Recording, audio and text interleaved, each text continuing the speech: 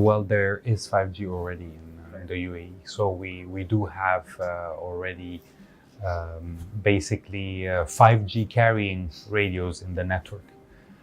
It's another discussion when it comes to the actual 5G devices, because the ecosystem is actually building as we speak. So most of the device manufacturers are still working on interoperability tests and even development when it comes to the actual devices themselves. The UAE has decided to launch the 5G on what we call 3.5 gigahertz, and this is basically frequency that is widespread globally, and the only, I would say, official launch with devices that we have seen so far is in Korea. It happened a couple of days ago, actually, where you could go and buy a 5G smartphone. So there are some manufacturers that are actually having these smartphones ready, but they're in very limited numbers and only for Korea as of now. So we have to wait,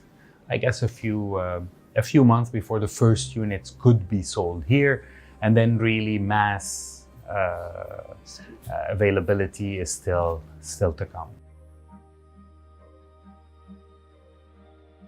So 5G technically brings in a couple of assets. So the first asset is the use of different frequencies and much more frequency in the network, which means you can probably reach in an easier fashion higher speeds.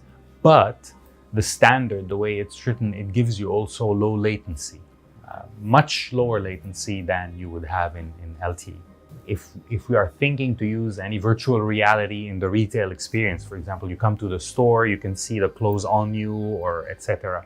So these will have to benefit from obviously high speeds, but also low latency. You want to see things, properly in front of you. You want to see the movement of whatever virtual person you're looking at wearing the clothes that you want to see, or maybe yourself sitting in those clothes, for example.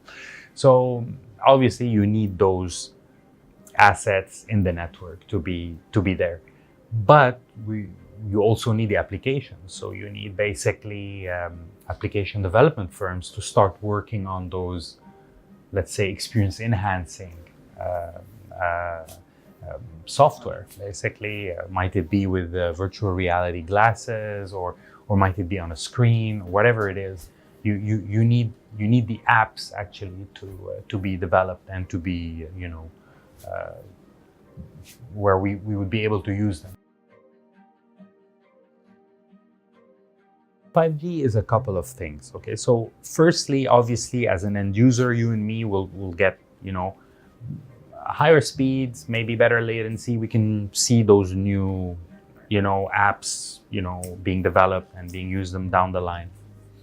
But it's more of the same. So it's basically more speed, more of what we use today. Maybe we can download the movie faster, right? But we're still downloading the movie. So it's the same kind of activity we are doing. What we hope, and actually our studies, we've done a couple of studies with some ADL, for example, and with King's College on how to how do we see the revenue change? What kind of other let's say apps we can do with 5G? And we saw that since 5G is bringing this, let's say, higher performance, and then you're able to run basically critical networks on 5G.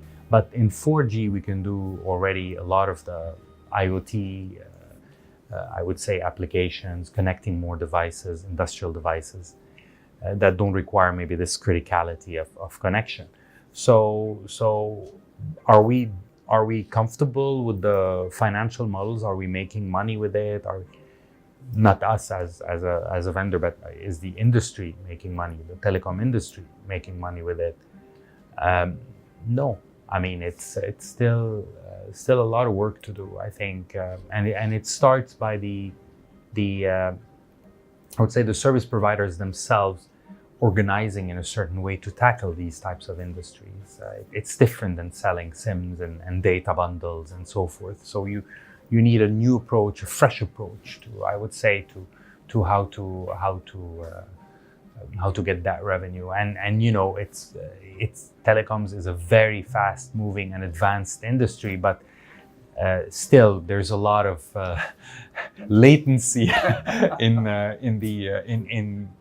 the companies basically that are are driving this ecosystem. That 4G will still be the main provider of connectivity, I would say, in advanced countries, telecom-wise, for the next few years. The bulk of the data will still be carried by 4G up to 2025.